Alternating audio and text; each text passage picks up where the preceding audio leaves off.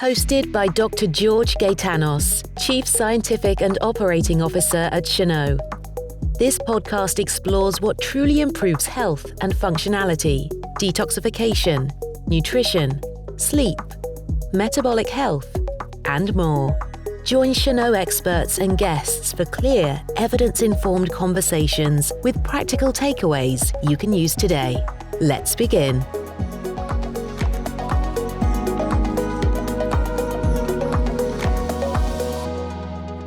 Today, I'm joined by Dr. Daniel Yadegar, a physician who sits at the forefront of longevity medicine, cardiologist and chief medical officer at Atria, a triple board certified physician in internal medicine, cardiology, and anti-aging and regenerative medicine. Educated at Harvard University and Weill Cornell Medical College, his work centers on early risk detection and a more proactive integrative approach to long-term health, including metabolic health, lifestyle, and women's health. He is also the founder at WellBell and chief medical advisor at Happy Aging, two science-driven supplement companies focused on hair health and healthy aging, and is actively involved in the life sciences space through venture investing and advisory roles.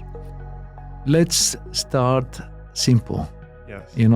And I want to start by this longevity is being everywhere now. So when we say longevity, what do we actually mean? It's become such a big topic. It's become very commercialized, and the word has been used everywhere that we go.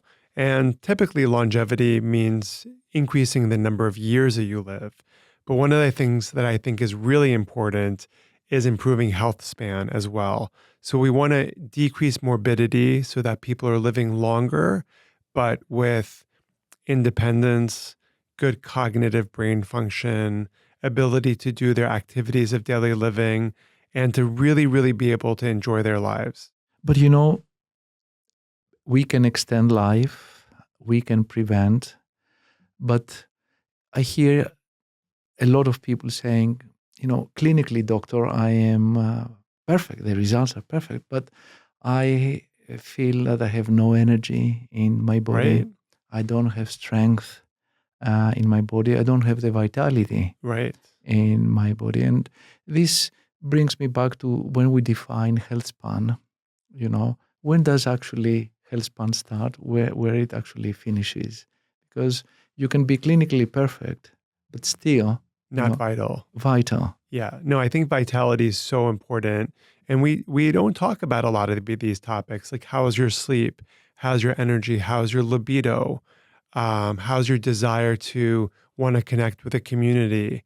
These are really important topics. And, it's great to extend life. We all want that. That sounds wonderful. But we really want to enrich the years that we have as well. And so much of longevity medicine is to improve the health span and the quality of vital, being able to participate in exercise and be independent and have a good sex life and to sleep well and travel. These are all really important things. So do you think we should be looking for another definition of health, like, for example, our ability to adapt to life? So disease doesn't necessarily define health.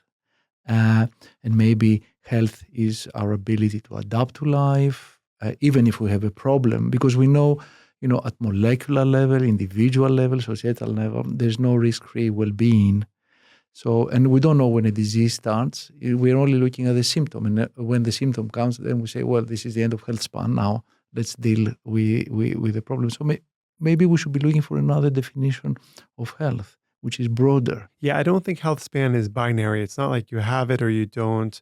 But the idea is to have disease-free, chronic disease-free living for as long as possible. And then once you do get to the end of your life, a meaningful transition. In my opinion, you want to have as much health span as possible for as long as possible. And then when it's time to go quickly.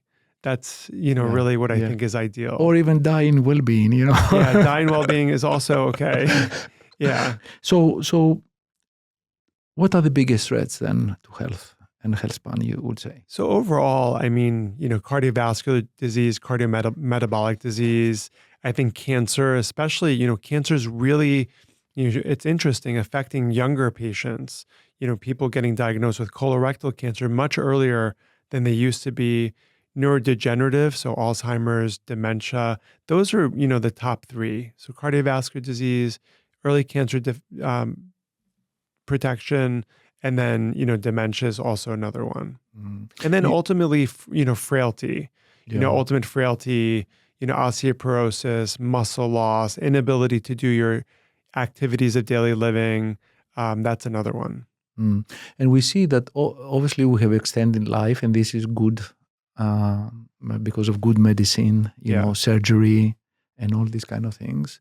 But we see the gap between what we call length of life and lifespan to what you define as health span is opening up. Yes. So health span, instead of actually start matching the lifespan, is opening up, which means, are we doing something wrong in medicine in terms of prevention? Yeah, I think the model, a lot of people would agree, and I know you and I, George, would agree, is broken. In medical school, the whole premise of medical school is disease, disease, disease. So you learn about heart failure, you learn about lung cancer, you learn about pancreatic cancer, and you become experts in treating and being reactive once the disease is manifest. I think the secret sauce and what we're really learning is that prevention and being ahead of things is really where true health span and longevity comes from. And talking on the subject of longevity, what do you think is the influence of environment we live in? Because, I'll give you, medicine is good, but the truth of the matter is we live in an environment which is not friendly to our biology. And I can see this as a manifestation, let's say,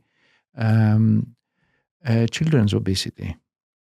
They go to school, they learn about good nutrition, but when they go to the canteen to eat, it's all this sugary stuff. Or they go to school, and us as parents, even the school, we prioritize on academic excellence, and we've removed the recreational part, the physical activities away, which we know they're the pillars. So I think, do you believe that environment plays a very big influence? 100%. I mean, it's a full interaction of your genetics, your biology with the environment. We call that interface epigenetics. But if you think about it, we're not treating our planet very well. So there's a lot of aftermath of pollution in the water, in the land, that affects our food supplies, can disrupt the microbiome. With the advent of Ubers and AI and drones, we're becoming a much more sedentary society. So people are not moving as much. And I think that's going to impact things. And even with ChatGPT, if ChatGPT is doing all the thinking for you, when it comes to neuroplasticity and sort of problem solving using different parts of your brain, even the brain is going to become sedentary. So in some ways, both what's happening in the macro environment of the world, pollution, all those sort of things, as well as the impact of technology, there are going to be effects on health that we really need to think about. Do you think people, when we talk about longevity, they have good knowledge of all these things you're just describing? And if they do, why they don't do it? I think people are definitely curious about it. There's definitely interest in longevity. People want more agency away from the medical doctor, away from the office, to be able to impact their own longevity and health span. And people are sponges. They really want to know what is going to improve the length of my life and the context and quality of my life. There's, I joke about it. There's a lot of cutesy medicine. So cutesy medicine is, and it's not important. It's like my mercury level or my coenzyme Q10 level. But the top things are, hypertension. Hypertension is a number one killer. So you want to get the basics down. You want to make sure that from a blood pressure standpoint, you're good. From a cholesterol standpoint, you're good. From a weight standpoint, things are optimized. What's your glucose like? Are you pre-diabetic? Do you have insulin resistance? I always tell my patients, let's get the basics right. That's like first grade, second grade, third grade. And then we'll get to 12th grade, the cutesy medicine a little bit later. I mean, I understand what you're telling me, but Dan, we talk about prevention. Yes. I've seen a lot of traditional doctors now have become all longevity doctors. Yes. I see this everywhere. But trying to reverse the diseases which are associated with aging, this is not longevity for me. This is geriatrics. Or am I wrong? I think it's still longevity. And you can never be too late to the game. I mean, there's obviously the earlier you start, the greater the impact. But I don't want someone who's in their 60s or 70s to think, okay, now I have hypertension and prediabetes, I can't impact longevity. You absolutely can. You can get your blood pressure controlled, get your blood glucose controlled, get on a good nutrition and exercise regime. And that's going to really impact the quality and quantity of life that you still have. So I don't want anyone to think that it's too late to make an impact. So let's now move a little bit more into your work and your cardiology and all these things. So let me start. What are some early signs, warning signs that we can look to detect if we are developing cardiovascular disease? The thing about cardiovascular disease is that it can be really sneaky. It's not like you feel a certain way. You can feel totally fine and have a massive heart attack the next day. That's true. You can even have a negative stress test and have a heart attack the next day, because a stress test is meant to detect more than 70% blockage. And sometimes the plaques that rupture are only 10 or 15%, and they're just high, fatty, what we call vulnerable plaque. And in the right time, the right position, the plaque ruptures, and then you have a massive heart attack. So the thing with cardiovascular disease is that it can be really, really, sneaky, undetectable. We look at markers like your blood pressure, cholesterol, and now we have advanced technology like coronary CT angiography with plaque analysis, coronary calcium scores that can actually measure and see what's going on. And I like to pair that with different blood biomarkers. Biomarkers are just signals in your blood that tell you whether there's room for improvement. We all know LDL, but now there's lipoprotein A, which we know is a bad player. There's ApoB, which is also a bad player. And we're able to look for these biomarkers and modify them. And when we do that, we can modify your risk. Yeah. And we do know, obviously, that lifestyle does affect the risk. 100%. Smoking, high blood pressure. And I think most people cholesterol, know that. Yeah. bag of sleep. But I want to discuss something else with you. And I want to discuss with you what we call systemic chronic inflammation. Low grade. We call that inflammaging. Inflammaging, yes. Yeah. Because I remember a study, I don't now recall, but I do remember that they tested so many people, and most of the people who died from heart disease and heart attacks were smokers or high blood pressure or whatever. But there was a quarter of these people that they died without any of these reasons. And they start suspecting that systemic chronic inflammation may be putting your heart under flame. The interesting thing about inflammation is that it seems to be the cornerstone of just any disease. Remember the 3 diseases that we talked about, cancer, heart disease, and neurodegenerative? What's the cornerstone of all 3 of them is inflammation. So we know, for instance, with heart disease, inflammatory cholesterol. So if your inflammatory markers are high and you have high LDL, that's much worse than just having high LDL alone. So inflammation seems to be the cornerstone of so much disease manifestation, whether we talk about Alzheimer's or cancer or heart disease. So inflammation is really important. There's simple tests like C-reactive protein, CRP, which we use in clinical practice to get a sense of whether someone's inflammatory or not. For the sake of our audience, you want to tell us what inflammation is, so that how our immune system attacks? So we want a certain degree of inflammation. Your immune system is scavenging, it's protecting you from diseases, from infectious diseases. So without any inflammation, we'd have pneumonia, we'd have tuberculosis, we'd have all sorts of infectious diseases. The issue is that if there's overexpression of immune cells and there's an inflammatory response that's out of proportion, that's when the problem happens. In everybody's mind is always cholesterol, for cardiovascular disease. What's the relationship between cholesterol and inflammation that we talk about? Is there a relationship between the two? Yeah, so for me, it's the relationship of if there's inflammation and you have inflammatory cholesterol, then it starts creating foam cells. And these foam cells is when the plaque starts depositing in the blood vessels, stiffening the blood vessels, narrowing the blood vessels. So it's like, having a fire and kerosene at the same time. Yes. It's like the perfect storm. So if you have high cholesterol and your body's inflammatory, it's going to start building that plaque a lot more effectively. And what is the role of statins? So statins are, for a lot of people, debatable. For me and most cardiologists, less debatable. Statins do a couple of things. One, they decrease cholesterol, bad cholesterol. Two, they have an anti-inflammatory property to it. So we already knocked off the two things that we talked about, bad cholesterol and inflammation. And then it has this quote unquote pleiotropic effect, very fancy word for stabilizing plaque and taking the bad plaque, which is, and by bad plaque, I mean plaque that's rich in cholesterol, it's not calcified, and transforming it into more stable plaque, which is less likely to rupture. So statins do a lot of things in the body that helps decrease overall cardiovascular risk. You mentioned about atherosclerosis earlier. Yeah. Can this start at a very early age? Atherosclerosis can start even as early as your 20s.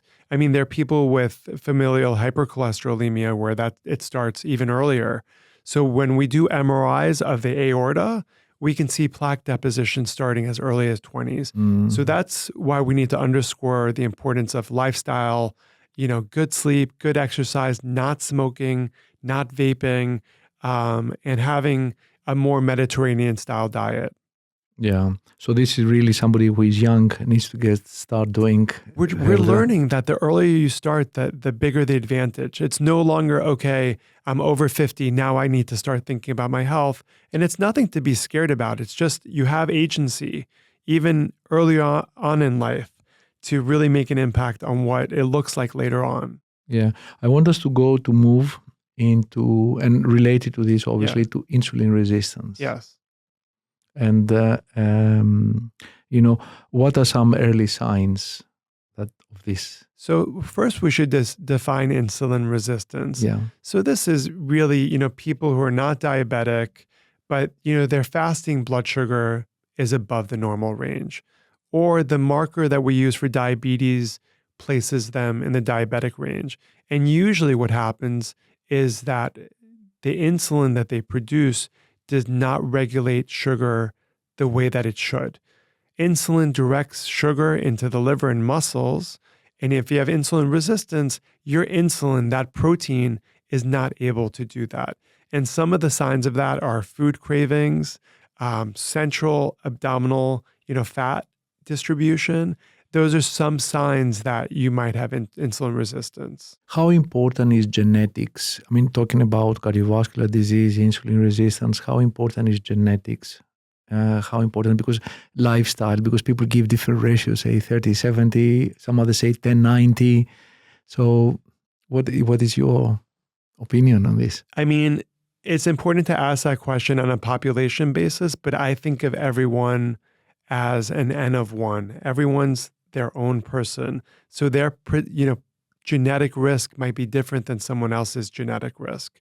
If you ask me overall, I'd say 3/4 of it is modifiable and 25% of it is genetic. But even with being genetically predisposed, there's still a lot of things you can do in your everyday life. There's a lot of things you can do in your everyday life.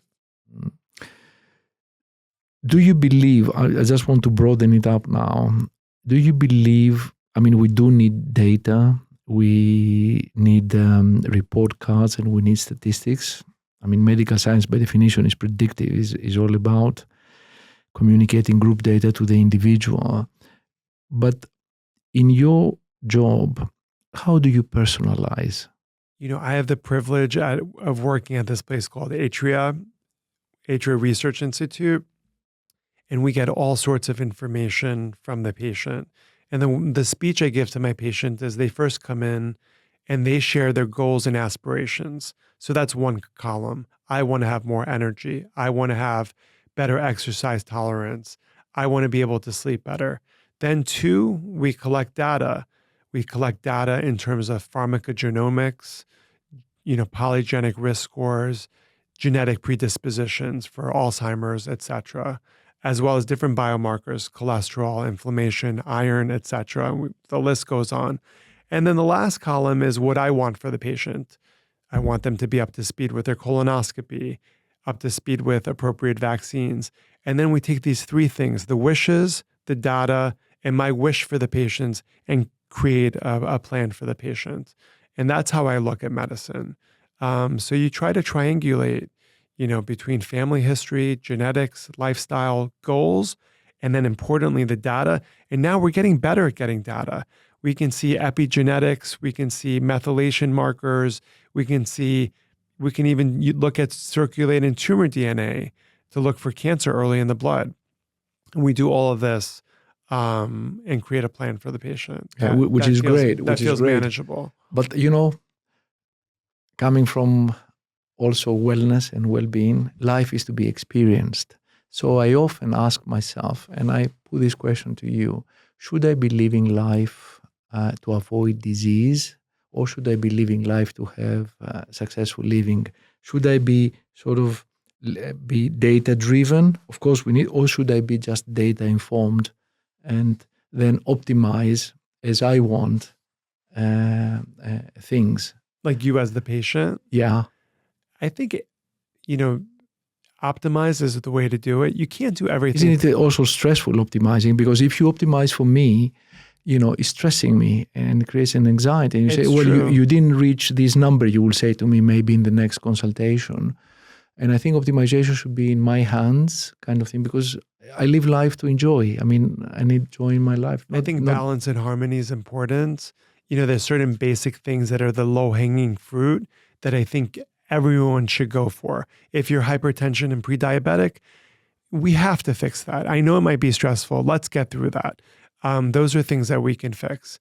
But it is about balance. You can't just, for instance, Brian Johnson, he's the guy who's trying to biohack himself into perfection. In my mind, he's not really living. He's just a giant, science experiment. If you're living in a world where you're tracking blood work and concerned about cancer and concerned about dementia, and it's all consuming, it sort of defeated the purpose. We want to make it manageable, really go after the most high impact things.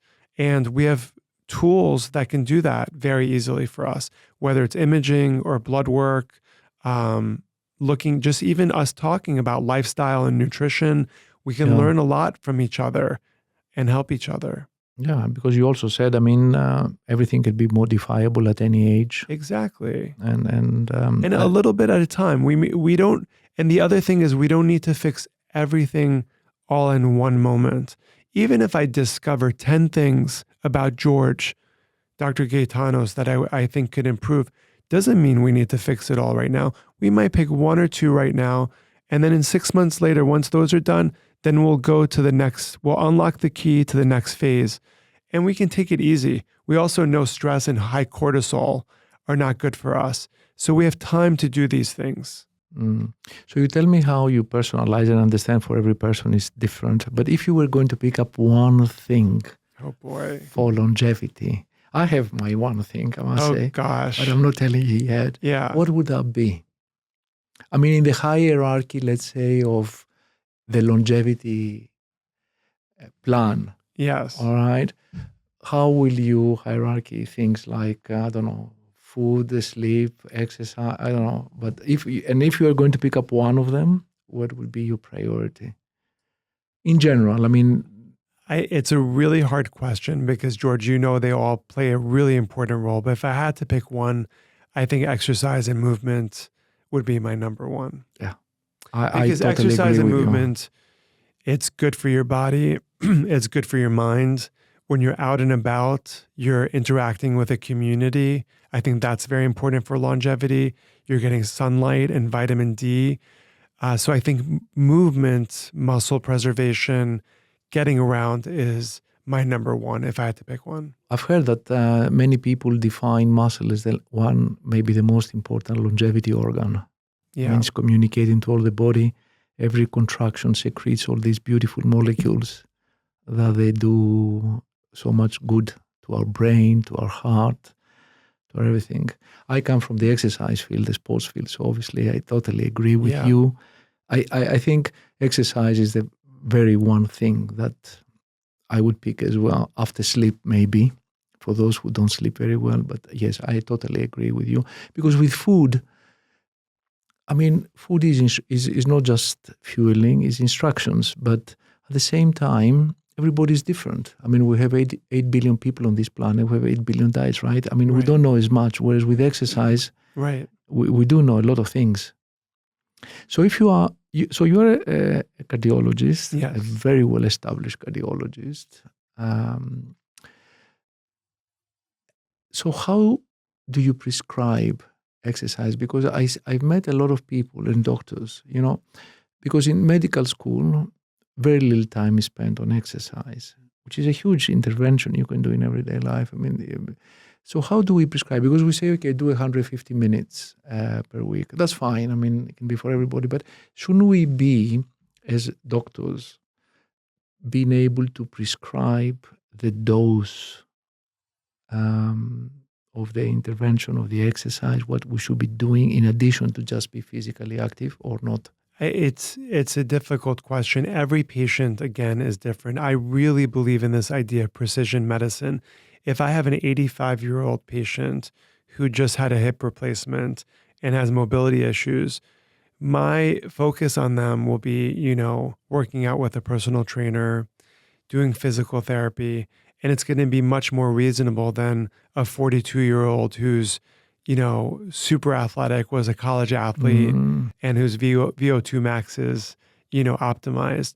So you have to look at the patient and make recommendations based on who they are, what they're capable of doing, and what their health goals are. I'm leading you to this kind of questioning because I get a lot of exercise, and exercise has taught us, taught me at least, and we know that when you stress the body with the right dose and then followed by the right recovery, things change in the body. So we love hormesis. We love hormesis. Everybody loves hormesis. And this led me thinking of that health is not disease, is a capacity. And it's a capacity that over the course of life you train, is a skill. And it's also a little bit, you'd agree with me, to be comfortable being uncomfortable. Absolutely, you yes. Have to be, that's a good statement, right? Very good statement. You need to keep your genes on their toes. You need to do things. So let's talk about that a little bit, about hormesis and the importance of being comfortable, being uncomfortable. Some of that might be, being hungry sometimes, right? This is what I do. Right? When people come into Chenot, and that's why we do it. And when you exercise and you push yourself, that can be uncomfortable. Yeah. Getting into very cold temperatures. Yes. That can be uncomfortable. So I think if there's that's a good statement for longevity, is start getting comfortable being a little bit uncomfortable. And the whole system resets, recalibrates. Yeah. And I think that is very, very important. You improve your metabolic flexibility. Yeah. You are creating clarity, in fog goes away. And there's so many things. All you need to give is the right signal to the body. Then the body will activate its own internal medicine. Absolutely. And it will do the job. And people can relate to this from a cosmetic standpoint. When you do microneedling of your face or lasers, those little micro traumas is what creates the collagen. And if you take that principle of just really controlled micro traumas and apply it to the body through whether it's intermittent fasting or exercising or exposing to, sauna, for instance, there's tons of data around the importance of sauna. All these things are uncomfortable, but the body's response is what we want, and that's what we call hormesis. Yes. Technology has improved a lot, and we have a lot of wearables. Yes. You think they help us? They help you? They help your work? They help me. They help some of my patients. It depends on the patient's psychology. If you're going to be a patient where wearing a wearable and getting yourself to a certain number is going to stress you out, then you're probably not the right candidate for a wearable. If you're a patient who can see the numbers, says, okay, these are the numbers, and we can put in interventions that can, for instance, improve heart rate variability, then that's the right fit. Yeah. So it comes down to the individual psychology. And to the test you mentioned before, all these biomarkers, do you think, and we talked about exercise, you think capacity in terms of measuring VO2 max, strength, flexibility, mobility should become priority in your medical assessment? Absolutely. And especially muscle mass. With people being on GLP-1s now, we know that up to 40% of the weight loss is muscle loss, what we call sarcopenia. Sarcopenia is basically the equivalent of osteoporosis for the muscles. So measuring muscle mass, percentage body fat, visceral fat, VO2 max, all of these things are incredibly important. Talking about sarcopenia, do you think that people, we're losing muscle mass, we know that we're losing muscle mass as years go by, but exercise is a big way to reduce this process, right? Well, it depends. If you over-exercise, and there are people who over-exercise, they take it to the extreme, you'll start breaking down muscle in order to supply calories. So you really want to get yourself, mostly into zone 2 of cardio. If you over-exercise, you're cycling, twice a day, long distances, there is such a thing as over-exercising. And interestingly, there was a convention of cardiologists. We're looking at extreme athletes who go 50 miles, 100 miles a week, 5% body fat, and all of them were ending up with bypass surgery, stents at the age of 50 and 60. And we're wondering to ourselves, these are like specimens of, human specimens that are perfect. They're super athletes. Their nutrition is optimized. Their percentage body fat is low. Why are they developing heart disease? And we realize that as with anything in excess, you're going to increase oxidative stress, you're going to increase inflammation, and this can be a nidus for heart disease and other disease conditions. Yes. And which brings to the point that everybody, or a lot of people, is looking very much into performance, but they forget that you build your health on recovery, right? Recovery is required for the body to process all this information and react to it. Right. And this is how you build your health. This is how you build your fitness. Yes. And so the recovery is underestimated in today's life, which everything is all performance. Absolutely. Yeah. And so building in recovery and having a little bit of patience with your body and being really intentional is very, very important. Yeah. I agree with you, George. Yeah. You mentioned about GLP. Yes. Shall we talk about it? Absolutely. It's such a big topic. Yeah. So in your experience, I see there are people who need it. So people who are just microdosing to keep slim without having any immediate or urgent problem that they need to take it. What do you think is happening? GLP-1 receptor agonists, so the semaglutides, the tirzepatides, Ozempic, Wegovy's of the world. It's everywhere in our life now. It's everywhere. It's in movies. It's in commercials. It's really been one of the biggest developments in medicine. And I think for the right patients, it works. It's been completely revolutionary. So those patients who are the ones that we talk about, who are on the cardiometabolic spectrum of, hypertensive, they're overweight, they can't lose the weight. It's phenomenal. There's even evidence and signal that GLP-1s are helpful with brain health and overall cognitive health by improving insulin sensitivity and, we don't get as many insulin spikes. I think my main concern would be around, let's say someone in their 70s using a GLP-1, they already have muscle atrophy just from the aging process and precipitating frailty. So if you don't exercise, especially the big muscle groups, your quadriceps, your glutes, and don't get enough protein in, you can end up with, tremendous amount of muscle loss.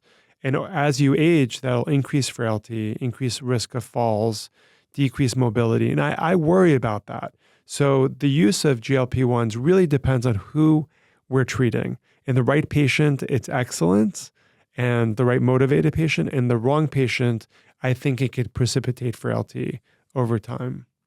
Interesting. When it comes to, we talk about GLP, but let's expand it to supplements. So is it the work? Is it fiction? Is it placebo? Is there a supplement what you prefer? Tell us a little bit about supplements. So the world of supplements, first of all, is not very well regulated. That's number one. Two, the way we do pharmaceuticals is double-blind, placebo-controlled trials. So it's evidence-based. Supplements at the best are evidence-supported. So we have data that's supported, but we can't say in granite that this is going to change things. We need them, you think? I think there's certain supplements that are very important. In my mind, vitamin D3 and getting your vitamin D optimized. I believe that omega fatty acids are very important. Some people don't get enough of it from fatty fish for heart health, for immune health, for brain health. So if I had to pick two, those are my top two, the omega fatty acids and vitamin D. What's your opinion on creatine? Because there's a lot of talk. So I use creatine. Yeah, I use creatine. And I think creatine is great for people who are working out. Post-workout, in addition to protein, can help increase muscle mass. So there's been data around that creatine can be really supportive. Obviously, you want to make sure you have normal kidney function for that.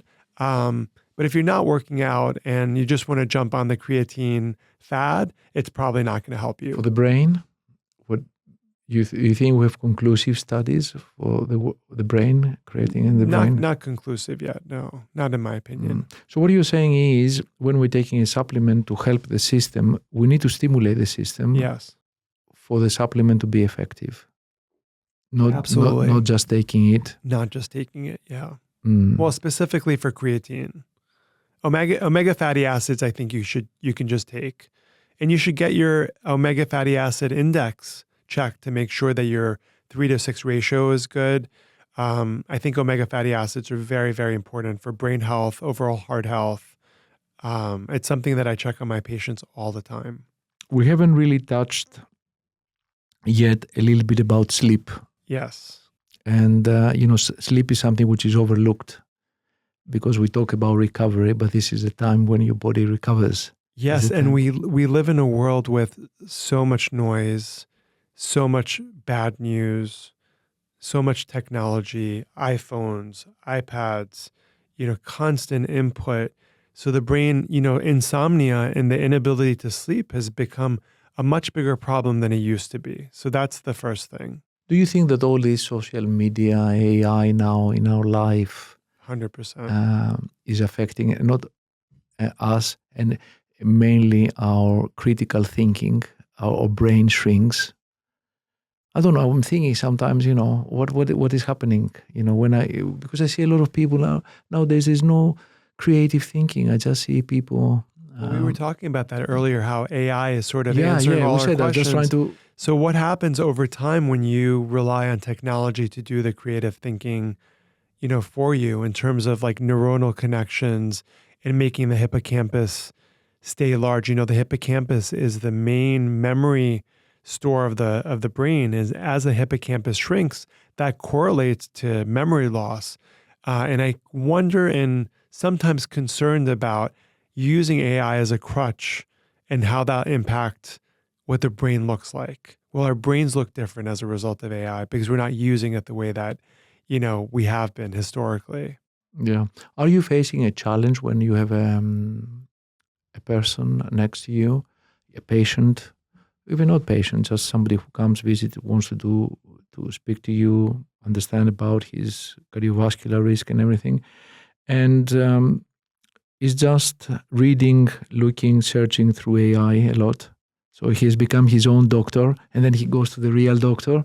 What do you think about how do you manage? I personally don't mind it. The problem is that there's a lot of health anxiety that gets created for the They come with strong opinions, and that's okay. And I like patients having opinions, and I'm there to guide them. What I worry about is all the health anxiety that the internet, that AI, ChatGPT, Gemini creates. And then, they come in with all this stress, the stress associated with ruminating over, oh, I had a headache. I put it into ChatGPT and they said I could have a brain tumor. That's what I worry about, is the use of AI and the health anxiety that some of this technology creates. Mm. And, then you have health anxiety, you have elevated cortisol, then you're not sleeping well. So it does contribute to being unhealthy in a way.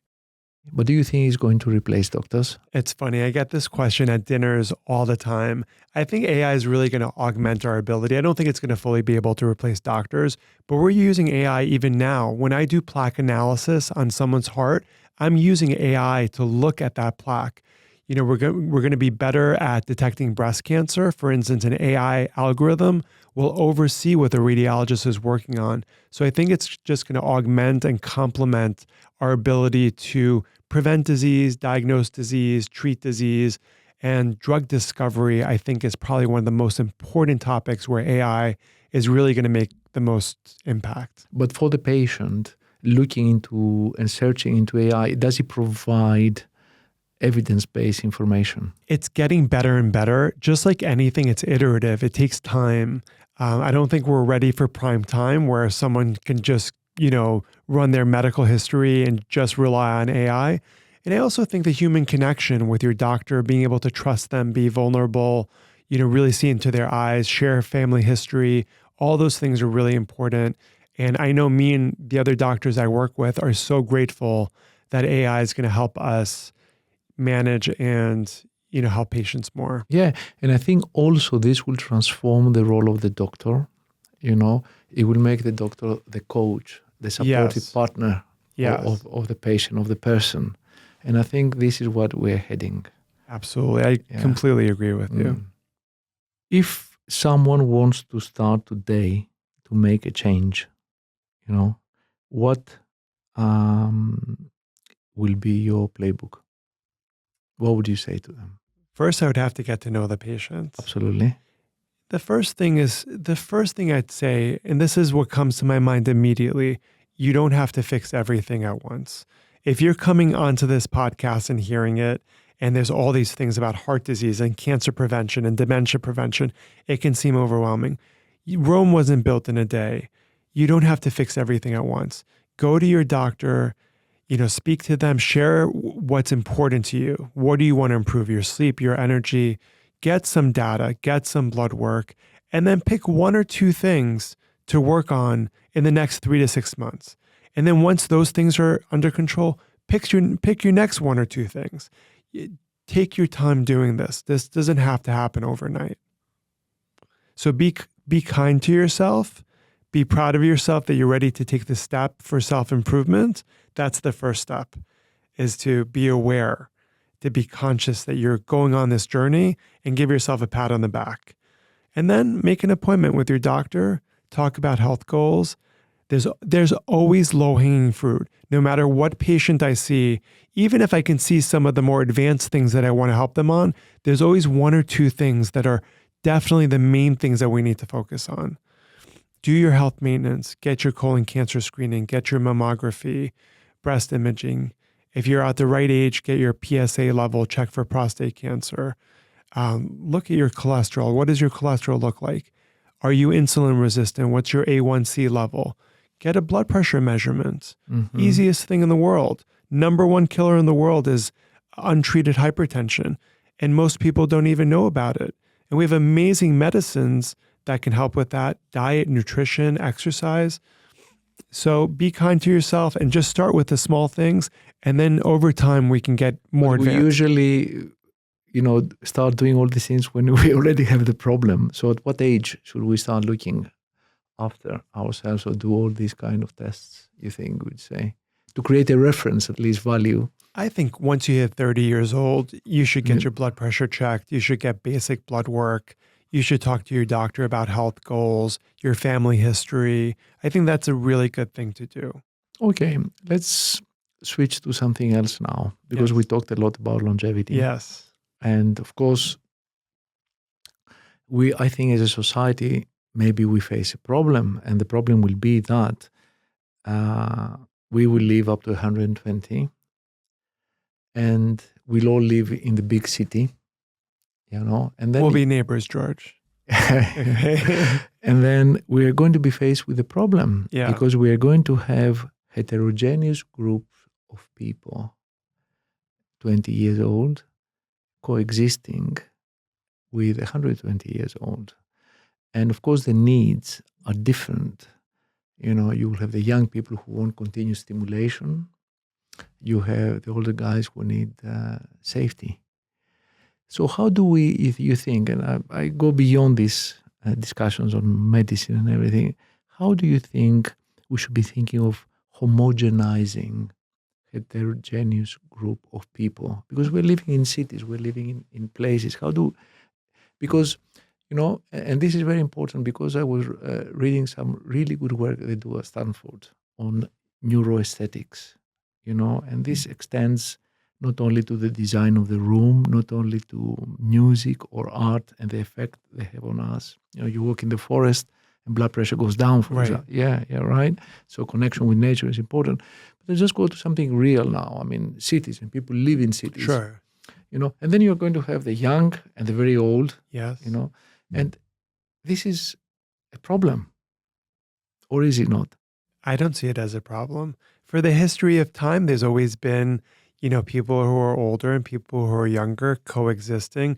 I think there's some beautiful synergies that can happen between younger and older people, within the community. I don't think that, for me, when I hear it, I don't hear it as a problem or a need to homogenize cities across, ages. And, these different needs will exist, where the younger people will need stimulation and activity and a different requirement. And then older people need more support and security and ways to address their health. And I think that's okay. That's part of the human condition. And I think fighting against it is not going to be helpful. We just have to accept it for what it is. So my last question for anyone listening to us and wants to learn more about you or follow your work, where should they go? They should go to my Instagram, would probably be the best way. My handle is Dr. Dan Yadegar. Dr. Dan Yadegar is my handle. So that's where you can find more information. Dan, thank you very much. George, it's been an honor and a pleasure, and I just love spending time with you. Thank you. Thank you. Thank you for listening. For more, visit Chenot.com. The information in this podcast does not constitute medical advice. Always speak to your doctor or another qualified healthcare professional about your individual needs.